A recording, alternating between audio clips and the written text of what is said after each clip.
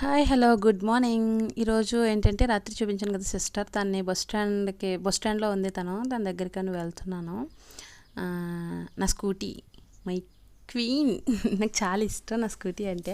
కానీ అడగకండి అంత చండాలంగా ఉందని, ఎందుకంటే రాత్రి వర్షంలో తడిసాం కదా, తొడలేదు పొద్దుటికి. తర్వాత తుడిసాను, వీడియో మాత్రం తీయలేదు. లాంచ్ చూసారా ఎంత బాగుందో, అంత నీట్గా ఉంచుకుంటాను అన్నమాట నేను.